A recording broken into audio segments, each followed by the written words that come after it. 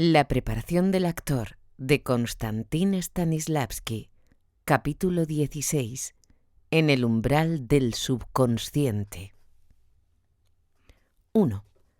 El director comenzó refiriéndose a la alentadora observación de que ya habíamos dejado atrás la parte más larga de nuestra labor preparatoria interior.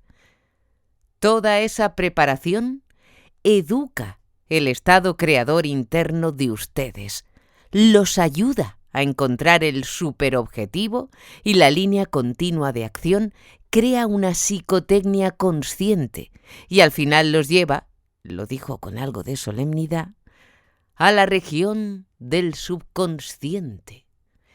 El estudio de esa importante región es una de las partes fundamentales de nuestro sistema.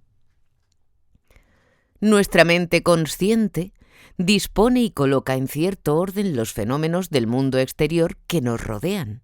No hay línea alguna trazada ingeniosamente entre la experiencia consciente y la subconsciente. Nuestras conciencias indican a menudo la dirección en que nuestras subconsciencias continúan la labor. Por lo tanto, el objetivo fundamental de nuestra psicotécnica es colocarnos en un estado creador en que nuestro subconsciente funcionara con naturalidad. Es justo decir que esa técnica guarda la misma relación con la naturaleza creadora subconsciente que la gramática con la poesía. Es una desgracia que las consideraciones gramaticales dominen a las poéticas, y eso sucede demasiado a menudo en el teatro. Sin embargo, nada podemos hacer sin la gramática. Debería ser utilizada para ayudar a disponer el material creador subconsciente, porque es únicamente cuando ha sido bien organizado que puede tomar forma artística. En el primer periodo de labor consciente en un papel, el actor siente que avanza en la vida del papel sin comprender del todo lo que sucede a su alrededor, en el papel y en sí mismo. Cuando llega a la región del subconsciente, los ojos de su alma están abiertos y se entera de todo, hasta de los más minuciosos pormenores. Y todo adquiere un nuevo significado. Conoce nuevos sentimientos, concepciones, visiones y actitudes, tanto en su papel como en él mismo. Más allá del umbral, la vida interior de uno, de propio acuerdo, toma una forma simple, completa, porque la naturaleza orgánica dirige todos los centros importantes de nuestro aparato creador. La conciencia nada sabe de todo eso. Ni aun nuestros sentimientos pueden abrirse paso en esa región, y sin embargo, sin ellos, la creación verdadera es imposible. No les doy métodos técnicos para obtener el control de subconsciente. Solo puedo enseñarles el método indirecto para acercarse a él y entregarse a su poder. Vemos, oímos, comprendemos y pensamos de muy distinta manera antes y después que hemos cruzado el umbral del subconsciente. Previamente tenemos sentimientos aparentemente verdaderos. Más tarde, sinceridad en las emociones. De este lado tenemos la simplicidad de una fantasía limitada.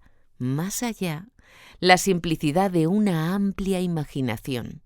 Nuestra libertad de este lado, del umbral, está limitada por la razón y las convenciones.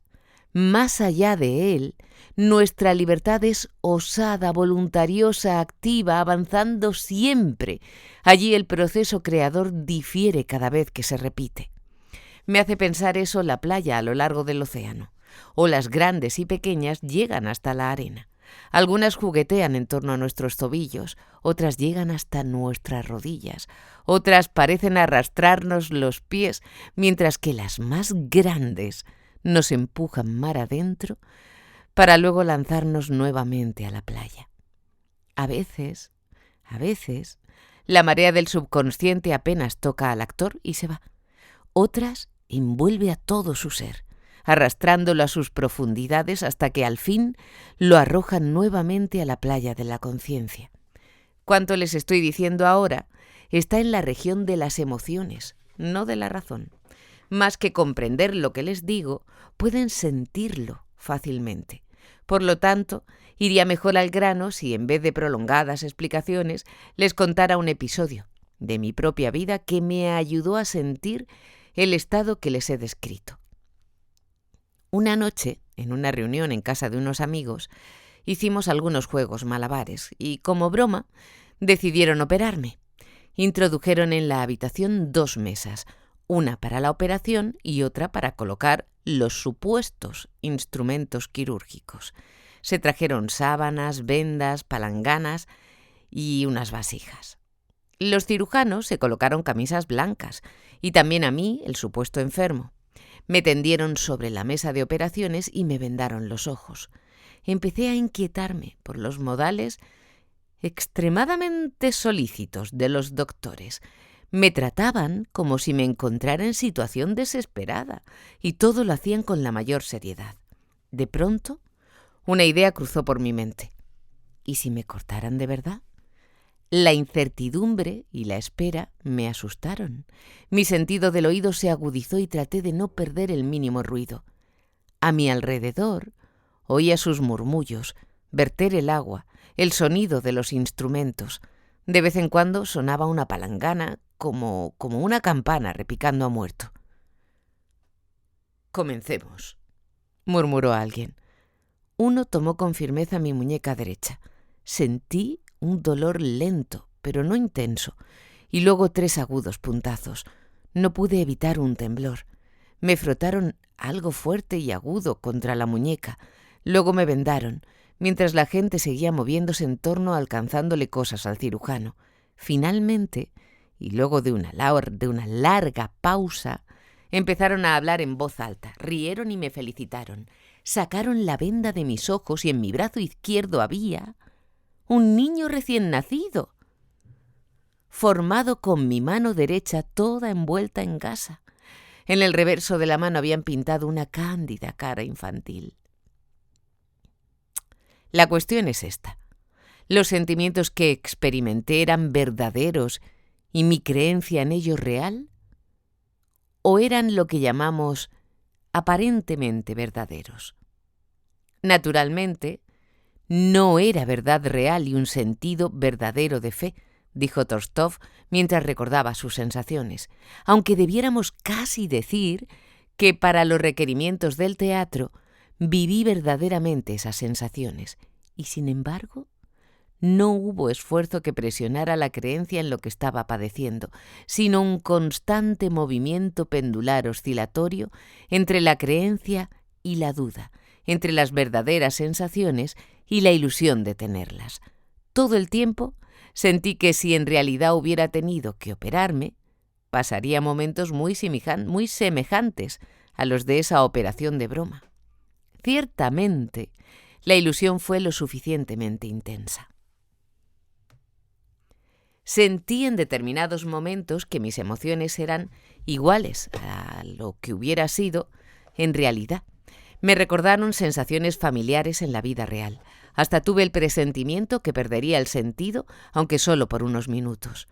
Desaparecían estas sensaciones tan pronto asomaban a la conciencia, y sin embargo, la ilusión deja huellas, y hasta estoy convencido de que lo que me sucedió esa noche puede suceder en la vida real. Esa fue mi primera experiencia del estado que llamamos de la región del subconsciente, dijo el director en cuanto terminó su historia. Es un error creer que el actor experimenta un segundo estado de realidad cuando está realizando su labor creadora en el escenario. Si así fuera, nuestro organismo físico y espiritual no podría soportar el enorme esfuerzo que se le exige. Como ya saben, en el escenario vivimos sobre recuerdos emotivos de las realidades. A veces esos recuerdos alcanzan un grado de ilusión que los hace parecerse a la vida misma. Aunque llegar a olvidarse por completo de sí mismos y creer firmemente en lo que sucede en el escenario es posible, ocurre muy rara vez. Sabemos de momentos aislados, largos o cortos en su duración, cuando el actor está perdido en la región del subconsciente. pero durante el resto del tiempo, la verdad alterna con la verosimilitud, la fe con la probabilidad. La historia que acabo de referirles es un ejemplo de la conciencia de los recuerdos emotivos con las sensaciones exigidas por el papel. La analogía que resulta de esa conciencia acerca al actor a la persona que está representando. En tales circunstancias, el artista creador siente su propia vida en la vida de su papel, y la vida de su papel idéntica a su vida personal. Esta identificación conduce a una milagrosa metamorfosis.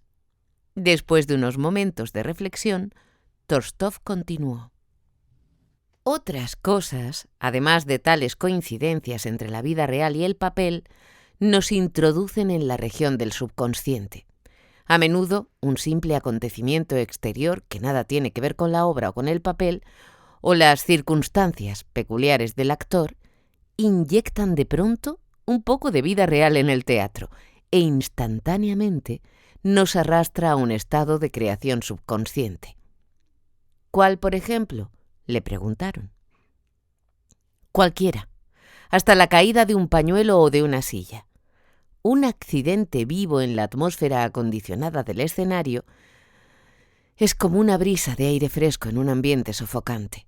El actor debe levantar espontáneamente el pañuelo o la silla porque eso no ha sido ensayado en la obra. No lo ejecuta como actor, sino de manera común y humana, y crea un poco de verdad en la que debe creer. Esa verdad se mantendrá en agudo contraste con todo lo condicionado y convencional que los rodea.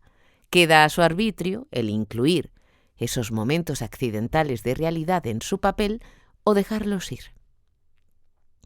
Puede tratarlos como un actor, por eso, en esa única ocasión, fijarlos en la personificación de su papel, o puede por un momento salirse de su papel, disponer de la intrusión accidental y volver luego a la convención del teatro y retomar su acción ininterrumpida.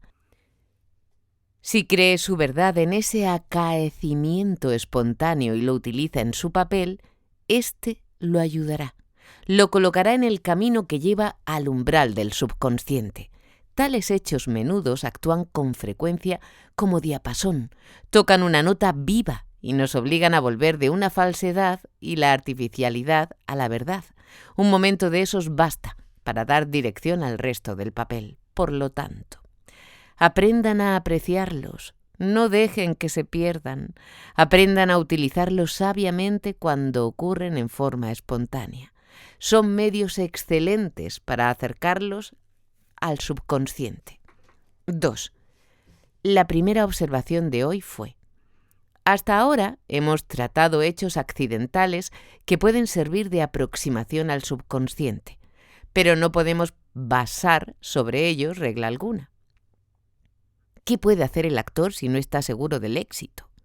No tiene salida, excepto la de recurrir a la ayuda de la psicotécnica consciente. Esta puede preparar caminos y condiciones favorables para que la aproximación a la región del subconsciente sea lo más afortunada posible. Pero todo eso lo comprenderán mejor si les doy un ejemplo práctico. Kostia y Vania, por favor, representen para nosotros la escena primera del ejercicio del dinero quemado. Recordarán que deben comenzar todo trabajo creador relajando primero los músculos, de modo que siéntense cómodos y descansen, como si estuvieran en sus casas. Nos dirigimos al escenario y cumplimos las instrucciones. «No es suficiente, relájense más», pidió Tolstói desde el auditorium. «Póngase más cómodos. Deben sentir la sensación de hallarse más y más a sus anchas que en sus respectivos hogares, ya que no estamos tratando con la realidad, sino con soledad en público, de modo que liberen más esa tensión muscular. Eliminen el 90% de esa tensión». Quizá piensen que yo exagero esa tensión de ustedes, pero no es así. El esfuerzo de un actor cuando está delante del público es realmente inconmensurable. Y lo peor de todo es que ese esfuerzo se realiza casi sin que el actor se dé cuenta de ello, ni lo desee ni piense siquiera. De modo que sean casi audaces en eso de arrojar lejos de ustedes la tensión lo más que puedan. No necesitan pensar ni por un momento en que finalmente tendrán menos de lo que necesitan. Por mucha tensión que reduzcan, nunca será suficiente. ¿Y dónde hallar el límite?, preguntó alguien. El estado físico y espiritual de ustedes se lo dirá cuando estén en lo justo. Ustedes mismos experimentarán lo que es verdadero y normal, especialmente cuando alcanzan el estado que llamamos yo soy. Para entonces, sentía yo, que Tolstoj no podría pedirme un estado de relajación mayor del que me hallaba. Sin embargo, siguió insistiendo en ello. Finalmente me excedí y llegué a un estado de postración y entumecimiento. Es otro aspecto de la rigidez muscular y tuve que luchar para vencerlo. Opté por cambiar de posición y por deshacerme de la presión, recurriendo a la acción. Cambié de ritmo rápido y nervioso a otro lento, casi perezoso. El director no solo lo notó, sino que aprobó lo que estaba haciendo. Cuando el actor está haciendo demasiado esfuerzo, es a veces una buena idea introducir un acercamiento más frívolo a su labor. Es otra manera de tratar la tensión. Pero todavía no podía lograr la verdadera sensación de descanso que experimento cuando estoy tendido en el sofá de casa. Al llegar aquí, Tolstoj, además de exigir mayor relajación, nos recordó que no lo debíamos hacer porque sí, no lo debíamos hacer porque sí, y no más, mencionándonos los 3 pasos: tensión, relajación y justificación. Estaba en lo cierto, porque yo me había olvidado de ellos por completo. Todo mi peso era arrastrado hacia el suelo. Me hundí en el sillón en el que estaba casi echado. Ahora me pareció que la mayor parte de la tensión había desaparecido, pero aún así no me sentí tan libre como en la vida ordinaria. ¿Qué pasaba?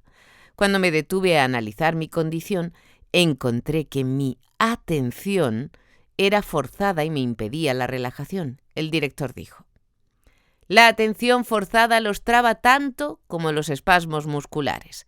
Cuando la naturaleza interior de ustedes cae bajo sus garras, el proceso subconsciente no puede desarrollarse normalmente. Deben lograr la libertad interior tanto como la relajación física.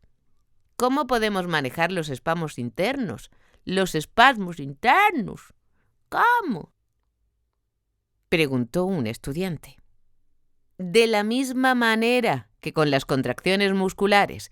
Busquen primero el punto de tensión, luego traten de mitigarlo y finalmente construyan una base para liberarse de él en una posición apropiada. Utilicen el hecho de que, en ese caso, a la atención no le está permitido vagar por todo el teatro, sino que está concentrada dentro de ustedes. Denle algún objeto interesante, algo que les ayude en el ejercicio. Diríjanla a algún objetivo atrayente o acción. Comencé a repasar los objetivos en nuestro ejercicio, todas sus circunstancias dadas. Mentalmente recorrí todas las habitaciones. Entonces sucedió lo inesperado. Me encontré en una habitación poco familiar en que no había estado antes. Había en ella una pareja de edad, los padres de mi esposa. La falta de preparación para esa circunstancia me afectó y perturbó porque complicaba mis responsabilidades. 2 personas más para trabajar por ellas, 5 bocas más para alimentar, sin contarme yo mismo. Eso hizo más significativo mi trabajo, la verificación de los valores futuros y el estudio de los actuales.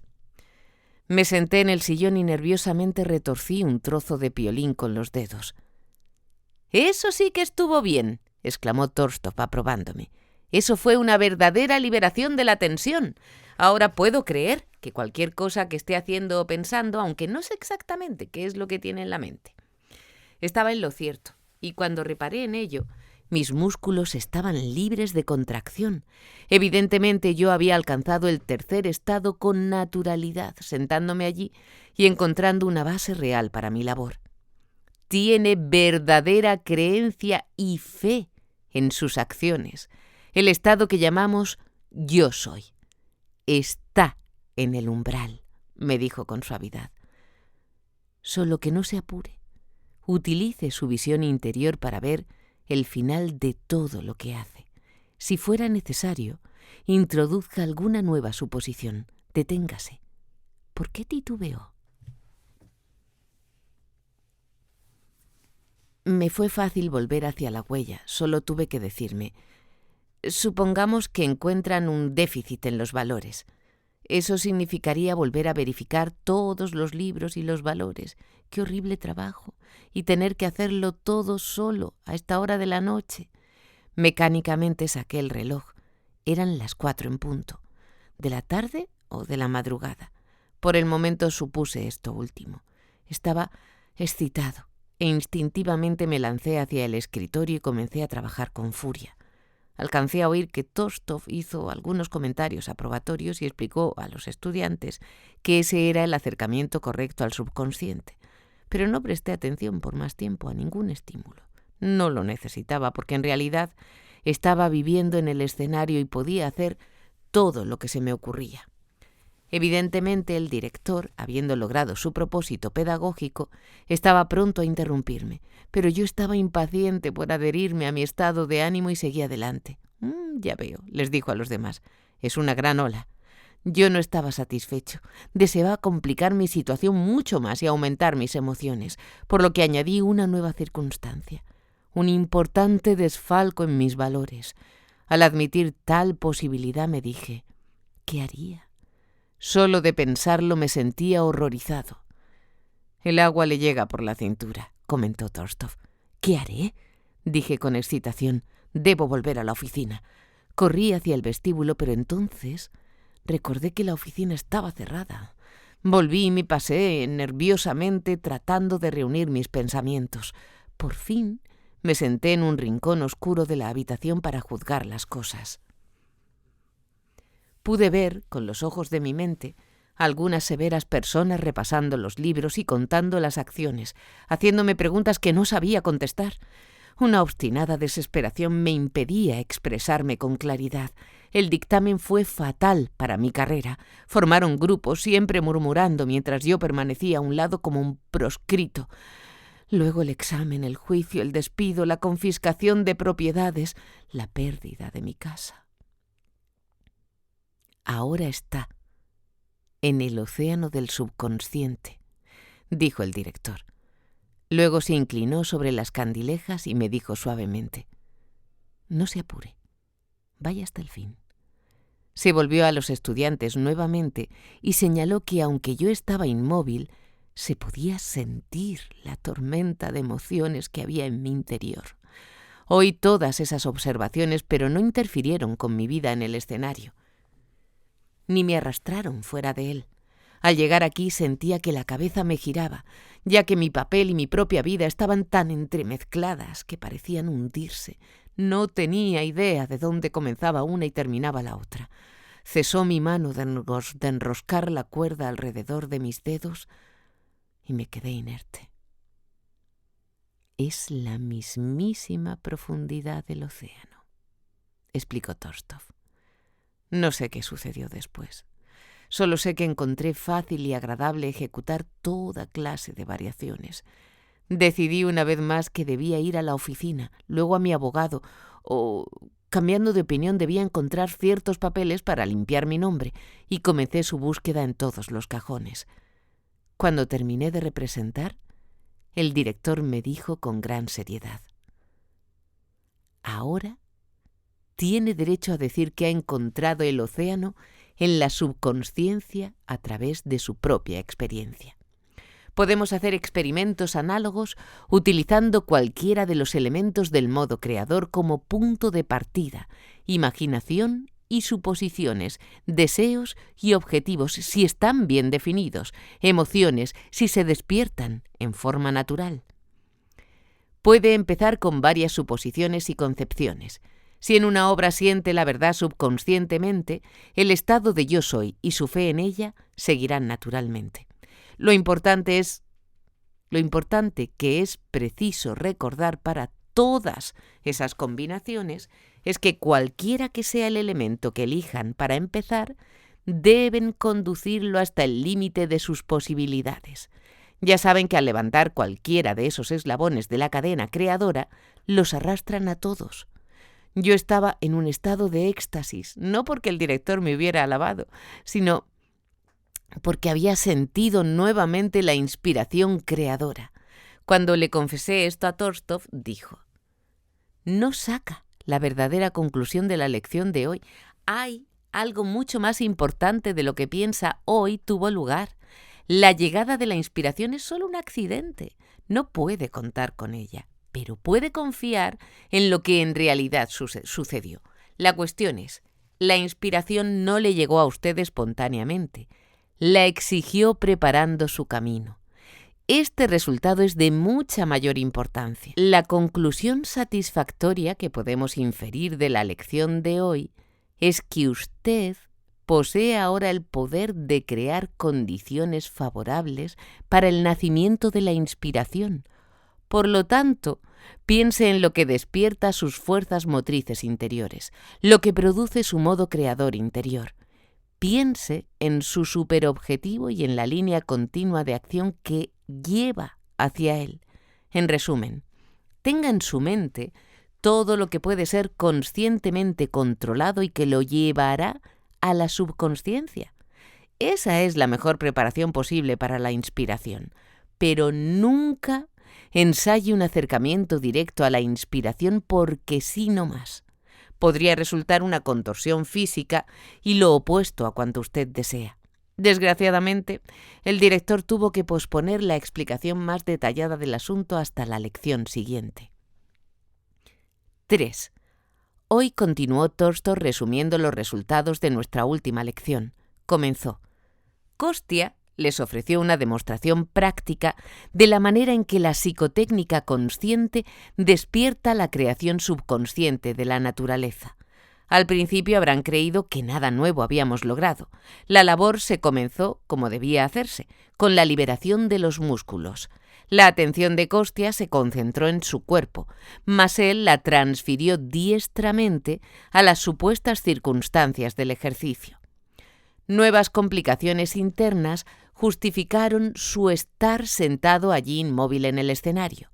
En él, esa base para su inmovilidad liberó por completo sus músculos. Luego creó toda clase de condiciones nuevas para su vida imaginaria.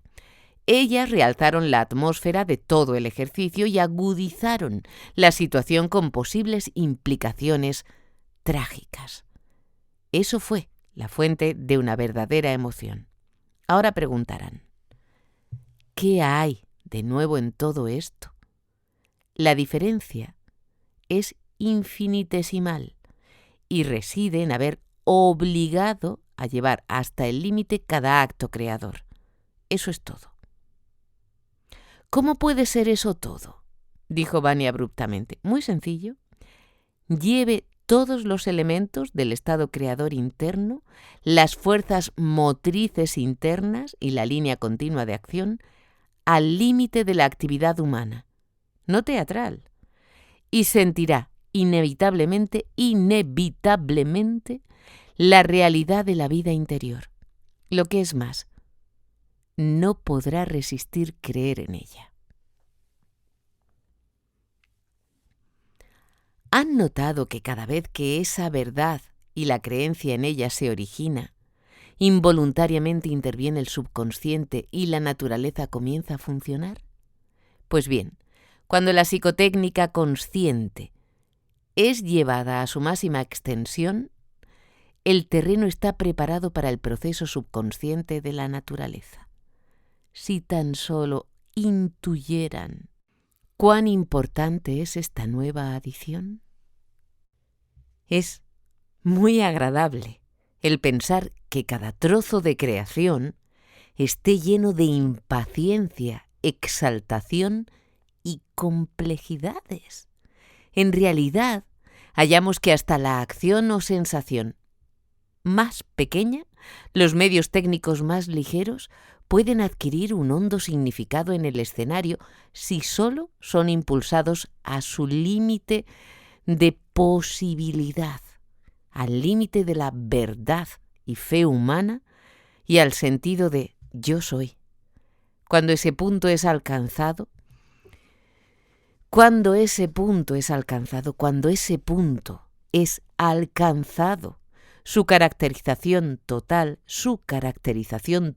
espiritual y física funcionará normalmente, lo mismo que lo hace en la vida real, sin que entre a gravitar la condición especial de tener que hacer el trabajo creador en público. Trayendo a principiantes como ustedes al umbral del subconsciente, tomo un punto de vista diametralmente opuesto al de muchos maestros. Creo que tendrán esa experiencia y la utilizarán cuando estén trabajando sobre los elementos internos y el estado creador interno en todos los ejercicios. Quiero que sientan, desde el comienzo, aunque más no sea en periodos cortos, esa bienaventurada sensación que los actores poseen cuando sus facultades creadoras funcionan verdadera y subconscientemente. Además, es algo que deben aprender a través de sus propias emociones y no de manera teórica. Aprenderán a amar ese estado y a esforzarse constantemente por lograrlo. Fácilmente se puede ver la importancia de lo que nos ha dicho, dije, pero no se ha extendido lo suficiente. Denos ahora los medios técnicos con los cuales poder agotar cualquier elemento. Con mucho gusto. Por un lado, deben primeramente descubrir cuáles son los obstáculos y aprender a tratar con ellos. Por el otro, deben descubrir cualquier cosa que facilite el proceso. Trataré primero las dificultades. Tenemos obras al lado. Las más importantes, como saben, es la circunstancia anormal de la labor del actor. Debe ser hecha en público. Los métodos de lucha contra ese problema son familiares para ustedes. Deben lograr un estado creador apropiado. Háganlo antes que nada. Y cuando sientan que las facultades internas están listas, den a la naturaleza creadora el ligero estímulo que necesita para comenzar a funcionar. «Es justamente lo que no entiendo. ¿Cómo lo hace?», exclamó Vania. «Introduciendo algún incidente inesperado y espontáneo, un toque de realidad, no importa si es físico o espiritual en su origen. La única condición es que debe ser aplicable al superobjetivo y a la línea continua de acción. Lo inesperado del incidente los excitará y sus naturalezas se lanzarán a la labor creadora». «¿Pero dónde encontraré ese ligero toque de verdad?», insistió Vania. «En todas partes. En lo que sueña o piensa, o supone o siente, en sus emociones, deseos, pequeñas acciones internas o externas, en su humor, en las entonaciones de la voz, en algún pormenor imperceptible de la producción, en los movimientos. ¿Y entonces qué sucederá? Sentirá vértigos a causa de la excitación de la rápida y completa fusión de la vida con el papel. Podrá no durar mucho tiempo, pero mientras dure, será incapaz de distinguir entre usted mismo y la persona que está representando. Y luego, como les he dicho, la verdad y la fe los introducirán en la región del subconsciente y los pondrán en manos del poder de la naturaleza». Después de corta pausa, el director continuó. «Existen otros obstáculos en su camino. Uno de ellos es la vaguedad. El tema creador de la obra puede ser vago, o el plan de la producción puede no estar bien definido. Un papel puede estar ejecutado erróneamente o sus objetivos pueden ser indefinidos. El actor puede estar indeciso sobre los medios de expresión que ha elegido. Si supieran cómo puede abrumarlos la duda y la indecisión, ¿lo sabemos? El único medio de tratar con esta situación es desembarazándose de todo lo que carece de precisión. Pie aquí otra amenaza. Algunos actores no se dan cuenta cabal de las restricciones puestas en ellos por la naturaleza. Acometen soluciones para sus problemas que están fuera de su alcance. El comediante quiere representar tragedias. El anciano ser un jeune premier. El tipo simple anhela partes heroicas y el cómico las dramáticas. Eso acaba indefectiblemente en una acción forzada, impotente, estereotipada, mecánica. El único medio de evitarlo es estudiar el arte y a ustedes mismos en relación con él. Otra dificultad frecuente se debe al trabajo demasiado concienzudo, al esfuerzo excesivo. El actor se envanece, se esfuerza por dar expresión exterior a algo que en realidad no siente. Todo lo que uno puede hacer, en ese caso, es aconsejarle que no se esfuerce tanto. Todos esos son obstáculos que deben aprender a reconocer. El lado constructivo, la discusión sobre lo que los ayuda a alcanzar el umbral del subconsciente, es un asunto complicado para el que hoy no tenemos tiempo. 4. Llegamos ahora al lado positivo, dijo el director al comenzar nuestra lección de hoy, a las condiciones y medios que ayudan al actor en su labor creadora y lo llevan a la tierra prometida del subconsciente. Es difícil hablar sobre esa región porque no siempre se somete a razonamientos. ¿Qué podemos hacer? Podemos pasar a la discusión sobre el superobjetivo y la línea continua de acción. ¿Por qué a ellos? ¿Por qué elige esos dos? ¿Cuál es la conexión?, inquirieron varios estudiantes perplejos. Principalmente porque son predominantemente conscientes en su carácter y están sometidos a la razón. Otros motivos para esa relación aparecerán en nuestra lección de hoy. Nos llamó a Paul y a mí para representar las primeras líneas de la primera escena entre Iago y Otelo. Nos preparamos y la representamos con concentración y correctos sentimientos internos. ¿Cuál es el propósito que lo guía en este mismo momento?, preguntó Torstov.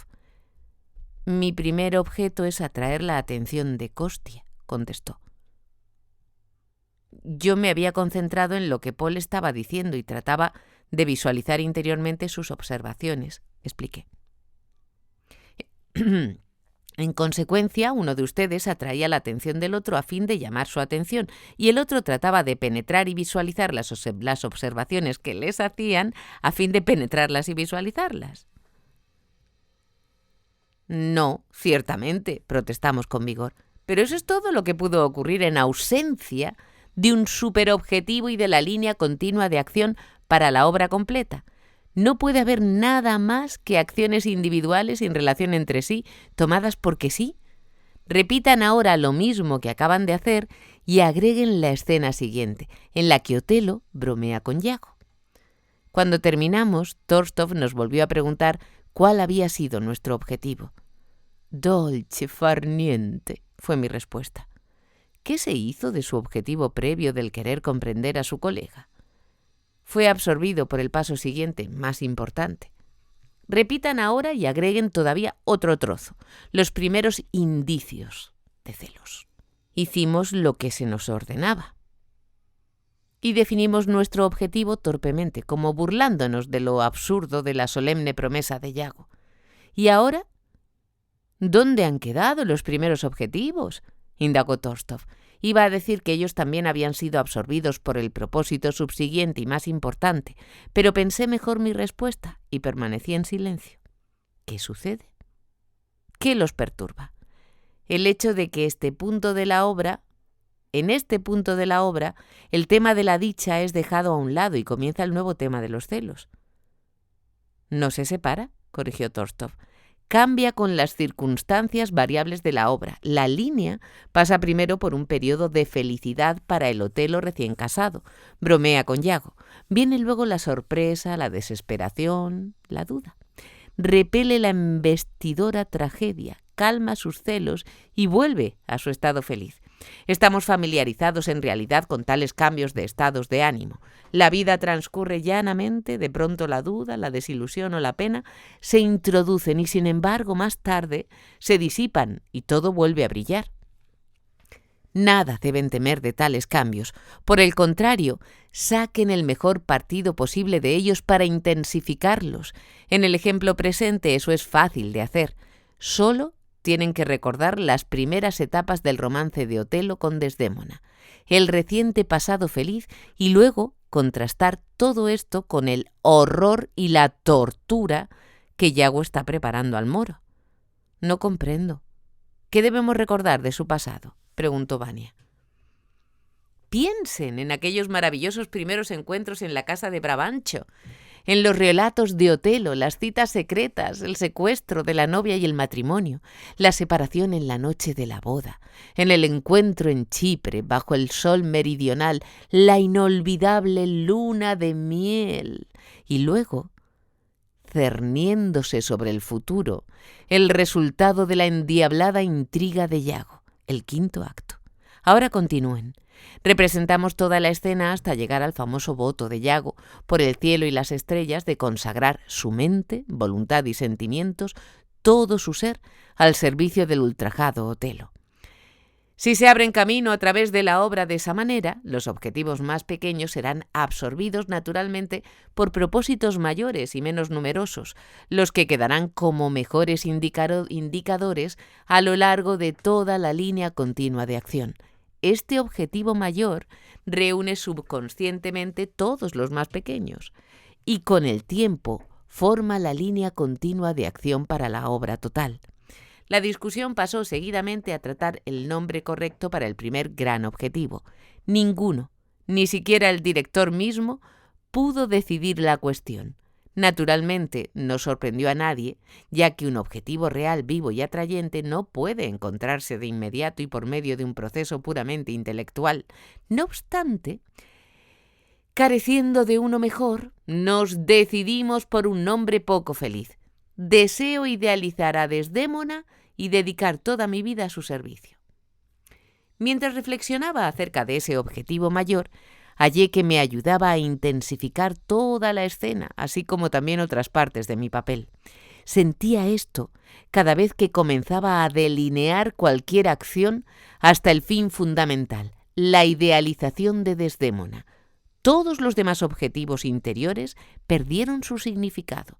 Por ejemplo, tomemos el primero, tratar de comprender lo que está diciendo Yago. ¿De quién se trataba? Nadie lo sabe.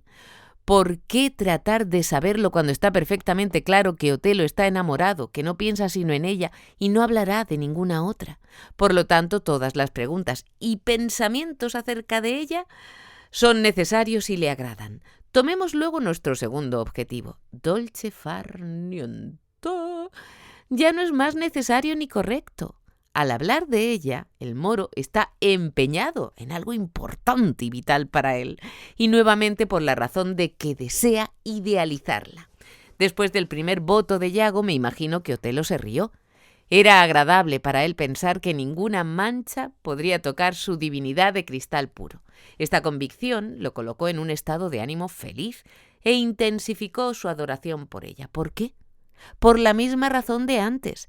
Comprendí mejor que nunca cuán gradualmente se posesionaron de él los celos, cuán imperceptiblemente se debilitó su fe en su ideal y fue robusteciéndose la convicción de que, bajo su forma angelical, se ocultaban la maldad y la astucia de la serpiente.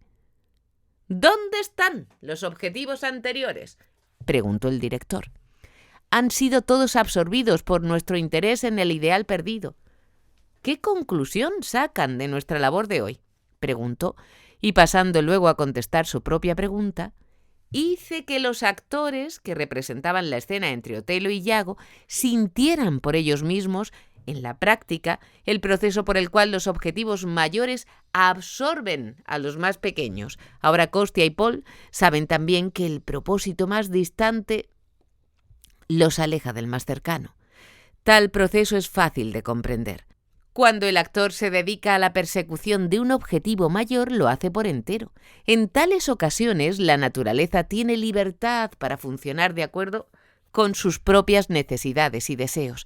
En otras palabras, Costia y Paul conocen ahora, a través de su propia experiencia, que la labor creadora del actor, mientras está en el escenario, es en realidad en todo o en parte una expresión de sus subconscientes creadores. El director reflexionó por unos instantes y luego agregó: verán a esos objetivos mayores padecer una transformación similar a la de los más pequeños cuando el superobjetivo los reemplace. Disminuyen como pasos que se aproximan a la meta, pasos que en gran parte serán dados subconscientemente. La línea continua de acción se compone, como saben, de una serie de grandes objetivos. Se hacen cargo de cuántos y cuántos objetivos más pequeños, transformados en acciones subconscientes, contienen y consideran luego la extensión de las actividades subconscientes que corren dentro de la línea continua de acción a medida que avanza la obra, dándole un poder estimulante para influir indirectamente en nuestros subconscientes. 5. La fuerza creadora de la línea continua de acción está en proporción directa con el poder de atracción del superobjetivo. Eso no solo le da al superobjetivo un lugar de primordial importancia en nuestro trabajo, también nos obliga a dedicar particular atención a su calidad. Existen muchos directores experimentados que pueden definir un superobjetivo a ojo, porque ellos saben el juego y son duchos para eso, pero no nos prestan servicio alguno. Hay otros directores y autores que extraen un tema principal puramente intelectual, será inteligente y correcto, pero para el actor carecerá de encanto. Puede servir como guía, pero no como fuerza creadora. A fin de determinar la clase de superobjetivo estimulante que necesitemos para despertar nuestras naturalezas internas, haré un número de preguntas y las contestaré. ¿Podemos utilizar un superobjetivo que desde el punto de vista del autor no es correcto y, sin embargo, para nosotros los actores, resulte fascinador? No. No solo es inútil, sino también peligroso. Solo alejará a los actores de sus papeles y de la obra. ¿Podemos usar un lema principal que es solamente intelectual? No. No un producto seco de la razón pura. Y sin embargo, un superobjetivo consciente que deriva del pensamiento creador e interesado es esencial. ¿Y un objetivo emotivo? ¿Es para nosotros absolutamente necesario? Necesario como el aire y el sol. ¿Y un objetivo basado en la voluntad que envuelve todo nuestro ser físico y espiritual? Es necesario. ¿Qué se puede decir de un superobjetivo que atrae la imaginación creadora, que absorbe toda la atención, satisface el sentido de verdad y de fe y todos los elementos del estado de ánimo interior? Cualquier tema que ponga en marcha las fuerzas motrices internas es alimento y bebida para ustedes como artistas. En consecuencia, lo que necesitamos es un superobjetivo que esté en armonía con las intenciones de la obra y que al mismo tiempo despierte una respuesta en el alma de los actores. Eso significa que debemos buscarlo no solo en la obra, sino en los actores mismos. Además, el mismo tema, en la misma parte, establecido para todos los actores que la representan, traerá una expresión diferente en cada uno de ellos. Tomen algún objetivo perfectamente simple, realista, tal como deseo ser rico. Piensen en la variedad de motivos ingeniosos, métodos y concepciones que pueden poner dentro de las ideas de riqueza y su obtención. Hay mucho. Mucho. También que es individual en ese problema y no puede ser sujeto a análisis conscientes. Tomen entonces un superobjetivo, más complicado, tal como el que está en la raíz de una obra simbólica de Ibsen o en una obra impresionista de Maeterlinck, y encontrarán que el elemento subconsciente en ella es incomparablemente más profundo, complejo e individual. Todas esas reacciones individuales son de gran significado. Dan vida y color a la obra. Sin ella, el tema principal sería estéril e inanimado. ¿Qué es lo que le da ese encanto tangible, intangible, a un tema, de modo que contagia a todos los actores que representan una y la misma parte? En gran parte es algo que no podemos analizar, elevándose del subconsciente con el que debe estar en íntima asociación. Vania, nuevamente afligido, preguntó: ¿y cómo llegaremos a él? De la misma manera que lo hacen cuando tratan con los elementos varios. Lo empujan al límite extremo de la verdad y de la sincera creencia en él, hasta el punto en que la subconsciencia entra espontáneamente. Aquí, nuevamente, deben hacer esa pequeña pero extraordinariamente importante adición, como hicieron al tratar el desarrollo de las funciones de los elementos y también cuando tratamos el asunto de la línea continua de acción. Ay, no debe ser muy fácil encontrar un superobjetivo tan irresistible, dijo alguien. Es imposible hacerlo sin preparación interior. La práctica común, sin embargo, es muy diferente.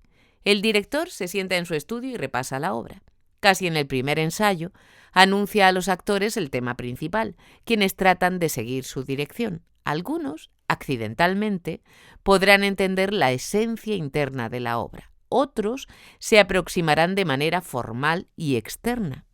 Podrán utilizar su tema al principio para darle al trabajo la dirección correcta, pero más tarde lo ignoran. Siguen el tema de la producción, el asunto, o van detrás del argumento y de una ejecución mecánica de la acción y las líneas.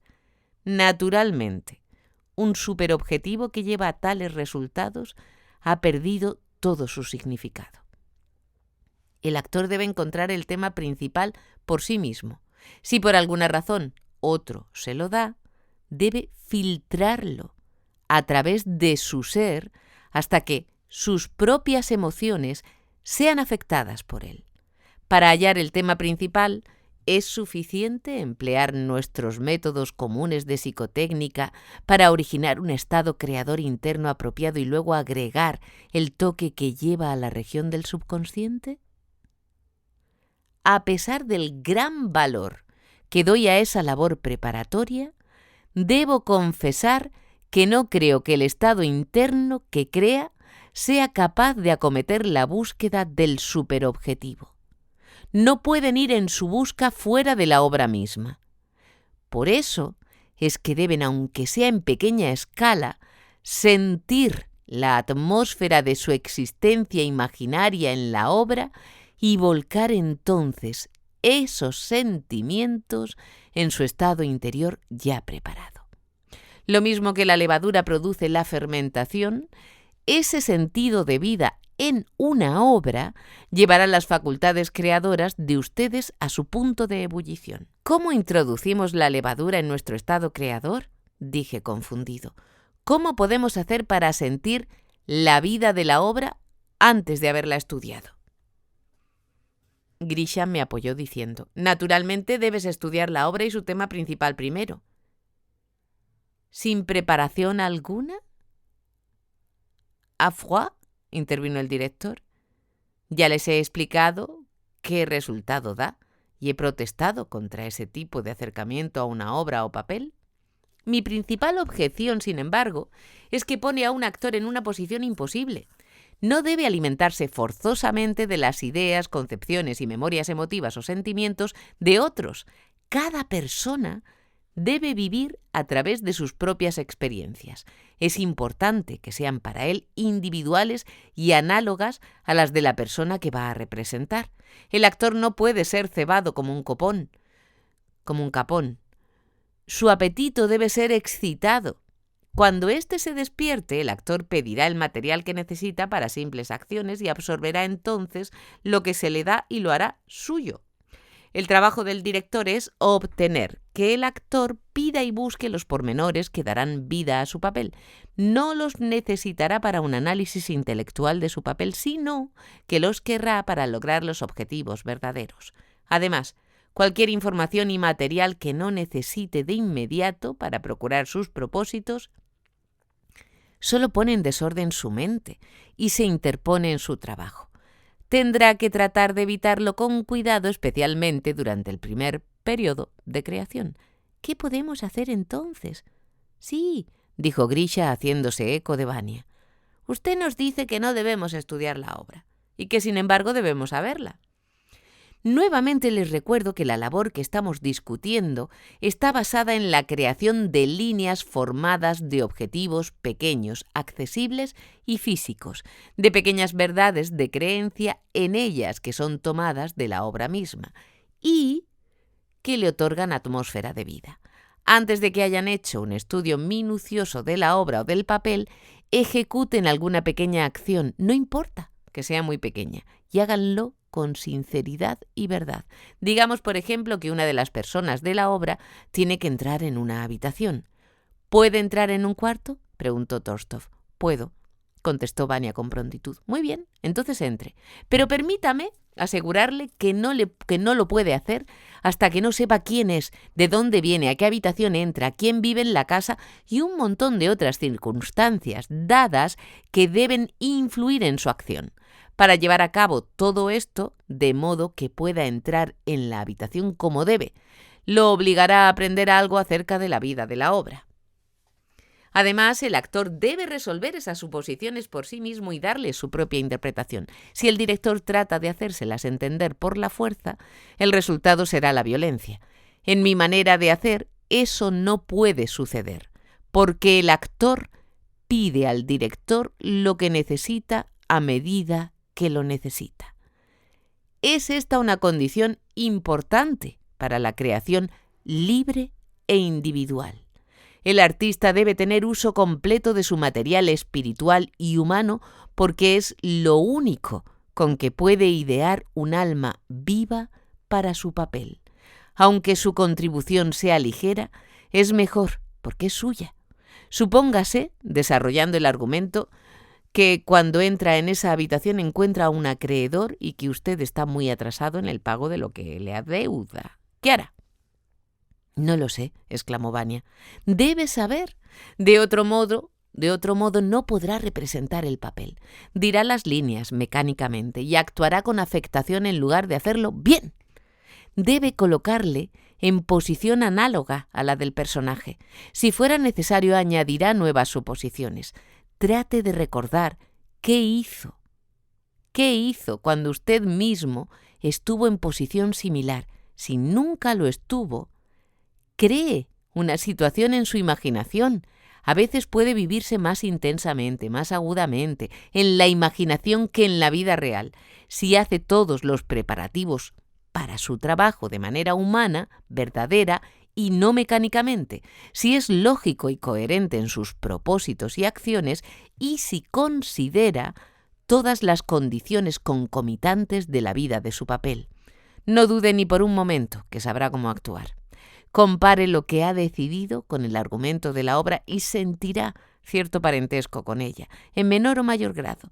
Sentirá que, dadas las circunstancias, las opciones y la posición social del personaje que debe representar, estará obligado a actuar como él lo hizo. A esa intimidad con el papel la llamamos percepción de usted mismo en el papel y del papel en usted. Suponga que representa la obra total, con todas sus escenas, partes y objetivos, y que haya las acciones correctas y se acostumbra a ejecutarlas de principio a fin. Habrá entonces establecido una forma externa de acción a la que llamamos vida física del papel. ¿A quién pertenecen estas acciones? ¿A usted o al papel? A mí, naturalmente, dijo Vania. El aspecto físico es suyo y las acciones también, pero los objetivos, la base fundamental y las circunstancias dadas son mutuas. ¿Dónde termina usted y dónde comienza su papel? Eso es imposible de decir, contestó Vania perplejo. Cuanto debe recordar es que las acciones que ha ejecutado no son simplemente eternas. están basadas en sentimientos internos. Están reforzadas por su creencia en ellas. Dentro suyo, paralela a la línea de las acciones físicas, posee una línea ininterrumpida de emociones que se acercan al subconsciente. No puede usted seguir la línea de acción externa sincera y directamente y no tener las emociones correspondientes. Vania hizo un gesto de desesperación. Veo que ya se está mareando. Esa es una buena señal, porque indica que gran parte de su papel se ha mezclado dentro de usted mismo de tal manera que posiblemente no pueda decir dónde trazar la línea entre usted y su papel. A causa de ese estado, logrará sentirse más próximo que nunca a su papel. Si representa toda obra de esa manera, tendrá una verdadera concepción de la vida interior de ella. Aun cuando esa vida esté todavía en embrión, es vital. Además, puede hablar por el personaje en su propia persona. Esto es de mucha importancia mientras desarrolla la labor sistemáticamente y al pormenor. Todo lo que agregue de origen interno encontrará su verdadero lugar. Por lo tanto, debe animarse al punto de tomar posesión de un nuevo papel concretamente, como si este fuera su propia vida. Cuando sienta ese verdadero parentesco con su papel, podrá verter sentimientos de su estado, creador interno, que linda con el subconsciente y comenzar con toda tranquilidad el estudio de la obra y de su tema principal. Ahora se dará perfecta cuenta de lo larga y ardua que es la tarea de encontrar un superobjetivo amplio, profundo y excitante, y una línea continua de acción que sea capaz de llevarlo al umbral del subconsciente y dentro de sus profundidades. Sabe también ahora cuán importante es, durante la búsqueda, el sentir lo que el autor de la obra tenía en la mente y encontrar en usted mismo una cuerda sensible. ¿Cuántos temas deben ser recortados a fin de que otros crezcan? ¿Cuántas veces debemos disparar antes de acertar? Todo verdadero artista debería concentrarse, mientras está en el escenario, en lograr alcanzar el superobjetivo y la línea continua de acción en su significado más amplio y profundo. Si son correctos, todo el resto lo efectuará la naturaleza de manera subconsciente y milagrosa. Esto sucederá a condición de que el actor vuelva a crear su labor cada vez que repita su papel, con sinceridad, verdad y corrección. Solo con esa condición podrá liberar su arte de la acción mecánica y estereotipada, de las muletillas y de todas las formas de artificialidad. Si lo logra, tendrá en el escenario, en torno suya, verdadera gente y vida real y arte vivo, purificado de todos los elementos falsos. 6. Iremos todavía más lejos, exclamó el director al comenzar la lección. Imaginen algún artista ideal que ha decidido dedicar su vida a un propósito simple y grande: elevar y entretener al público mediante una elevada forma de arte, a exponer a las bellezas espirituales escondidas en los escritos de los genios literarios. ¡Wow! Dará nuevas interpretaciones de obras y papeles ya famosos, de modo calculado para revelar sus cualidades más esenciales. Toda su vida estará consagrada a esa alta misión cultural. Otro tipo de artista podrá utilizar su éxito personal para transmitir sus propias ideas y sentimientos a las masas. Los grandes espíritus pueden tener gran variedad de nobles propósitos. En estos casos, el superobjetivo de cualquier producción será un mero paso en la realización de un importante propósito vital, al que llamaremos el supremo objetivo, y a su ejecución la suprema línea continua de acción. Para ilustrar lo que quiero decir, les contaré un incidente de mi propia vida. Hace mucho tiempo, cuando nuestra compañía estaba de gira por San Petersburgo, me retuvo en el teatro un ensayo poco exitoso y mal preparado. Estaba turbado por la actitud de algunos de mis colegas. Cuando salí me sentía cansado y malhumorado. De pronto me encontré en medio de una muchedumbre en la plaza frente al teatro. Ardían grandes fogatas. Muchos estaban sentados en banquillos sobre la nieve, medio dormidos. Otros se habían apeñuscado junto a una improvisada carpa que los protegía del frío y del viento. El extraordinario número de personas, había miles, aguardaba la luz del día y el momento en que se abriera la boletería. Me senté hondamente conmovido. Para apreciar lo que esta gente estaba haciendo, tuve que preguntarme: ¿qué suceso? ¿Qué perspectiva gloriosa? ¿Qué asombroso fenómeno? ¿Qué famoso genio mundial podría inducirme a temblar de frío noche tras noche, especialmente cuando ese sacrificio no me daría ni siquiera el boleto deseado, sino un talón que me autorizaría a permanecer en fila con la posibilidad de obtener un asiento en el teatro? No pude contestar la pregunta, porque no hallé suceso alguno que pudiera inducirme a arriesgar la salud y tal vez la vida por su causa. Piensen lo que el teatro significaba para esa gente. Debiéramos tener honda conciencia de ello. Qué honor para nosotros el poder llevar esa clase de felicidad a miles de personas. Al instante me acometió el deseo de establecer una meta suprema para mí mismo, de lograr lo que constituiría la suprema línea continua de acción y en la que estuvieran comprendidos todos los objetivos menores.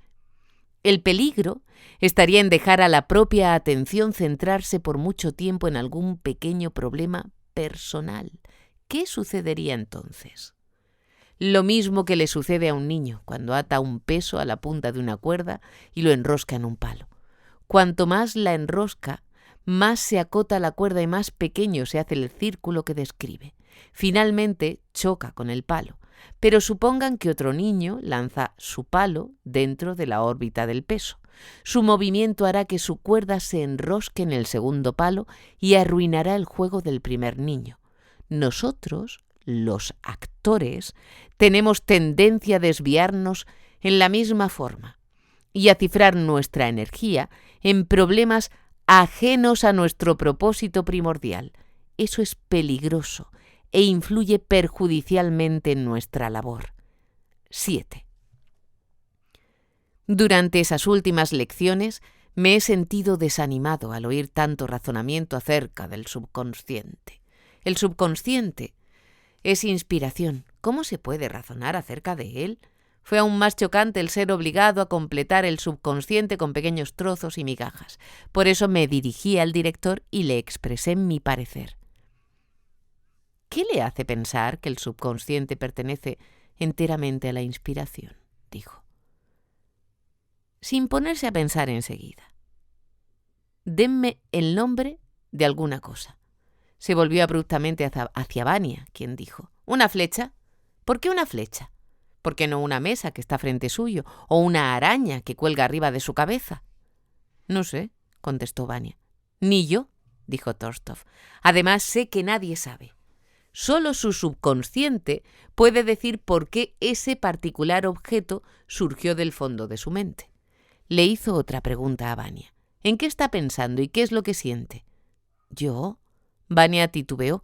Luego se pasó los dedos por el cabello, se puso de pie abruptamente, volvió a sentarse, restregóse las muñecas contra las rodillas, levantó un trozo de papel del suelo y lo dobló sin decidirse a responder.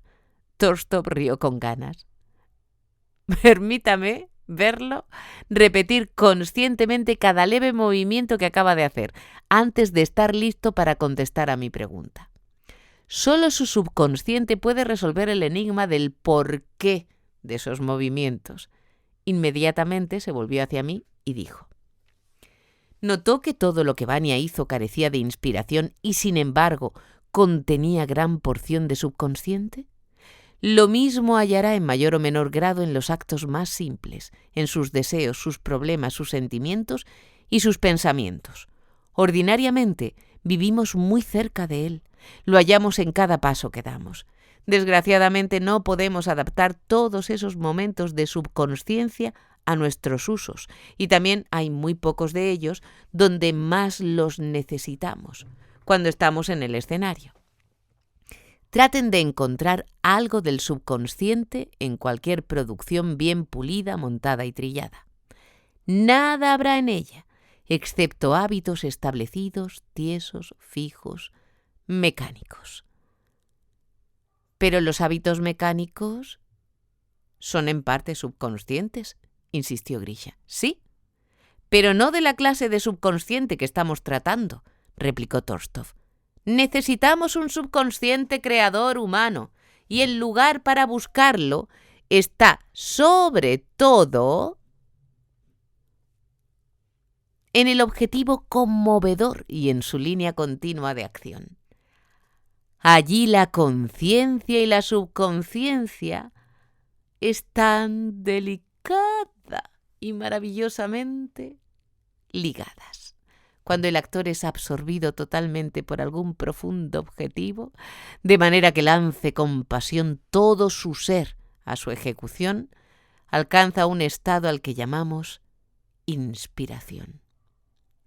En él casi todo lo que realiza es subconsciente, y el actor no tiene conciencia de cómo ha logrado su propósito.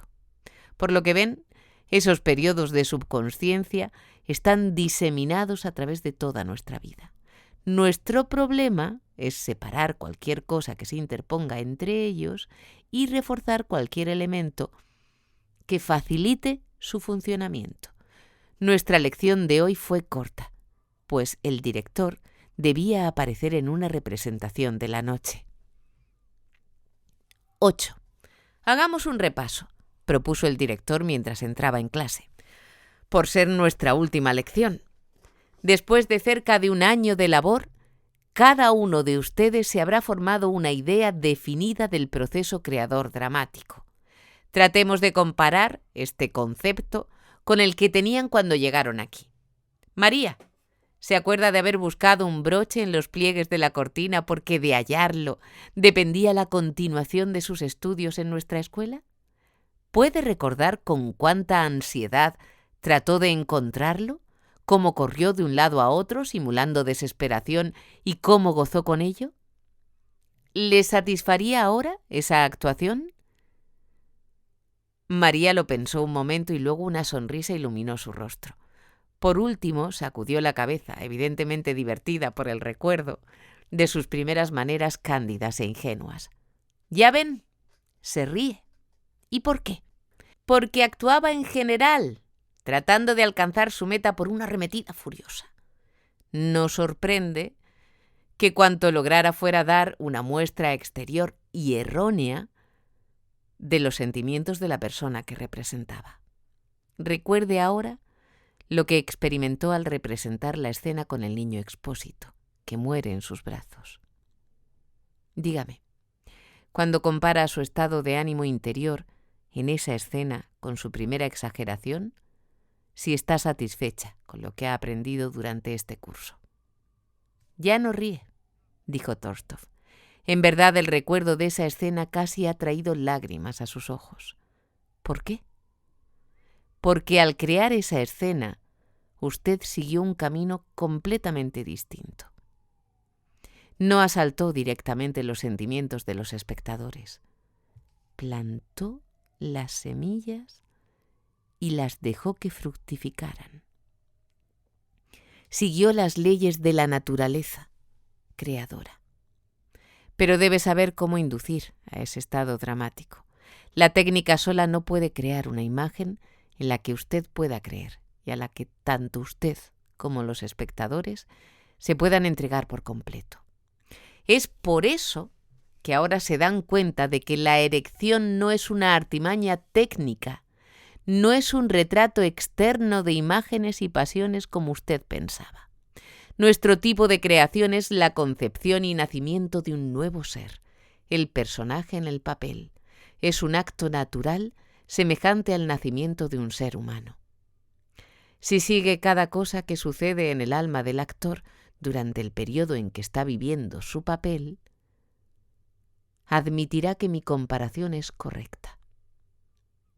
Cada imagen dramática y artística creada en el escenario es única y no puede ser repetida. Lo mismo que en la naturaleza. Como con los seres humanos, existe un estado embrionario análogo. En el proceso creador está el padre, el autor de la obra, la madre, el actor preñado con el papel y el niño, el papel que ha de nacer. Está la primera infancia, cuando el actor procura saber su parte, luego intiman más, disputan, se reconcilian, se casan y conciben. En todo este proceso, el director interviene como una especie de casamentero. Los actores, en este periodo, están influidos por sus papeles, lo cual afecta su vida diaria. Incidentalmente, el periodo de gestación de una parte es por lo menos tan largo como el del ser humano, como el de un ser humano, y a menudo considerablemente más largo. Si analizan ese proceso, se convencerán de que las leyes regulan la naturaleza orgánica, tanto si crea un nuevo fenómeno biológico como imaginativamente.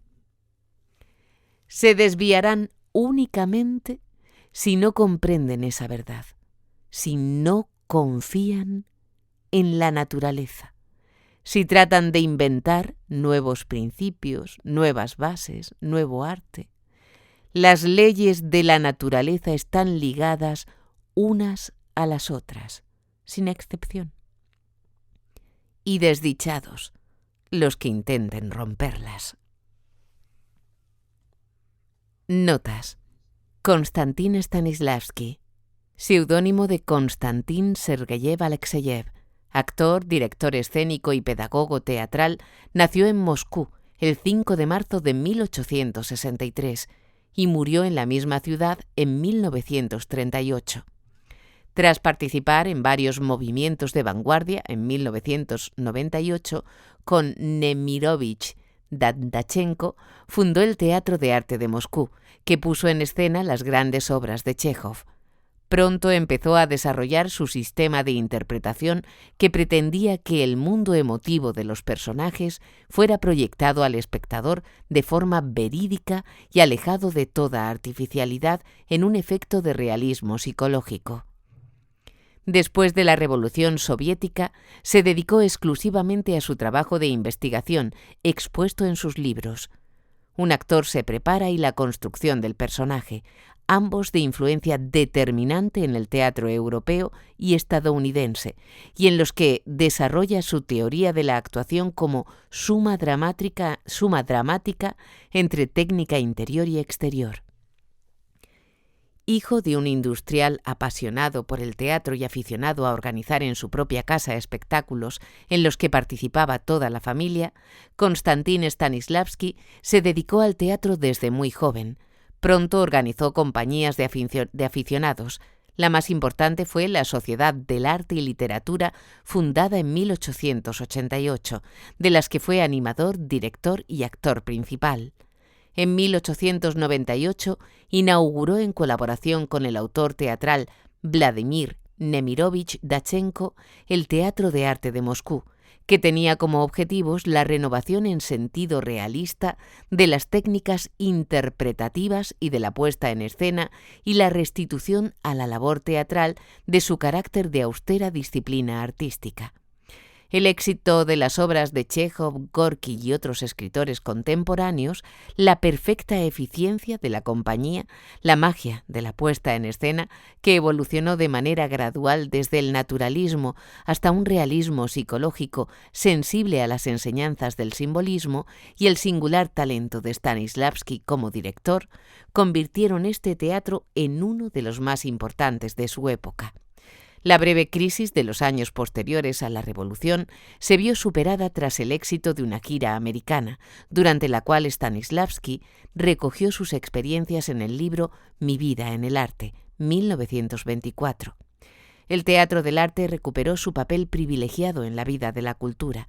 En los últimos años, Stanislavski se dedicó sobre todo a la dirección del teatro lírico y al estudio del oficio de actor. La metodología didáctica que desarrolló, expuesta en los 2 volúmenes de El trabajo del actor sobre sí mismo, dedicados respectivamente a la psicología y a la técnica de la interpretación, estaba destinada a suscitar grandes polémicas, pero que sigue siendo punto de referencia indispensable para cualquier estudioso o intérprete de teatro. El trabajo del actor sobre sí mismo se presenta en forma de un diario que el autor finge escrito cada día por un alumno de escena. El diálogo vivo y agudísimo entre el personaje ficticio del maestro, Arkadio Nikolayevich, y sus alumnos está entreverado por episodios y anécdotas apropiadas. El del crítico en el capítulo sobre la caracterización es, por ejemplo, uno de los más hermosos, mientras en la persona del maestro el autor enuncia sus propias teorías acerca del teatro. En el alumno se representa indirectamente a sí mismo en los comienzos de su carrera de actor, de tal manera que el libro, que es notable, incluso literariamente, da un retrato completo y subyugador de su extraordinaria personalidad. Se comprende al cabo de la lectura de sus 600 páginas que la influencia de Stanislavski resultase insuperable en el teatro contemporáneo. Aunque la obra consta de 2 partes tituladas El método para expresar los sentimientos y El método para crear los personajes, Stanislavski expone en realidad su concepción total del teatro. Inadecuadamente se habla de sus ideas como sistema.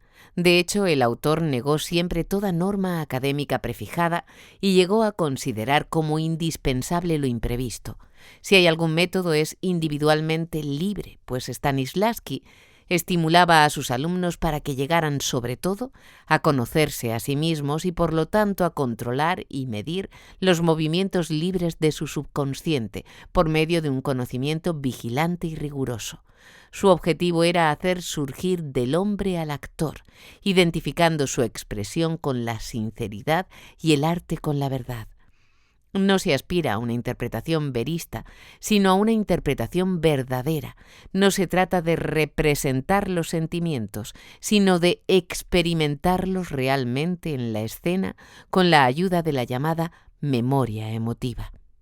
El profundo influjo de su teatro procede precisamente de la interioridad del juego escénico de los actores, a los cuales se les enseñaba a inventar desde su fondo más íntimo para el teatro una vida ficticia, no menos verdadera, fervorosa, ardiente y espontánea que la otra. El actor debe conseguir encontrarse en un ambiente de auténtica verdad interior.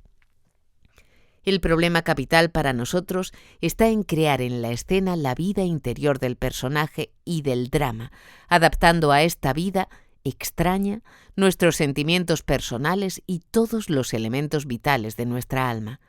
Solo un arte, lleno de experiencias directas y vitales del actor, puede transmitir los matices impalpables y toda la profundidad de la vida interior de un personaje. Solo un arte así puede enriquecer la experiencia espiritual del espectador. Figura a caballo entre 2 siglos es, al comparar el estado de las artes interpretativas en el momento de su nacimiento y de su muerte, cuando mejor se aprecia la renovación o casi revolución que supuso la labor de Stanislavski y el alcance ilimitado de su influencia en el espacio y en el tiempo. En el teatro del siglo XIX, la declamación y los gestos histriónicos eran prácticamente los únicos recursos expresivos utilizados comúnmente por el actor. La situación cambió radicalmente cuando Stanislavski planteó su riguroso realismo psicológico, la necesidad de que el actor fuese tan convincente como una persona real, e indujo a los actores a buscar en sus propias experiencias vitales las motivaciones y las técnicas de estimulación psicológica que los llevaran a encarnarse en su personaje. La gira por Estados Unidos que el Teatro del Arte de Moscú realizó entre 1922 y 1924 empezó a divulgar sus ideas fuera de Rusia, hecho al que contribuyó decisivamente la fundación del Group Theater en 1931, impulsado por 3 miembros de la Compañía del Teatro del Arte, que fijaron su residencia en Estados Unidos. Como no podía ser de otro modo, muy pronto el cine fijó su atención en esa manera de interpretar realista tan adecuada para un arte que pretendía reflejar situaciones reales con todos los medios que tenía a su alcance. El primer realizador que aplicaría las teorías de Stanislavski al cine sería Wiesolad Pudovkin. En 1947, siguiendo las enseñanzas de Stanislavski, se fundó en Nueva York el Actors Studio, la famosa escuela de interpretación dirigida por Lee Strasberg, cantera de grandes actores cinematográficos como Marlon Brando, Paul Newman, James Dean o Marilyn Monroe. Fin.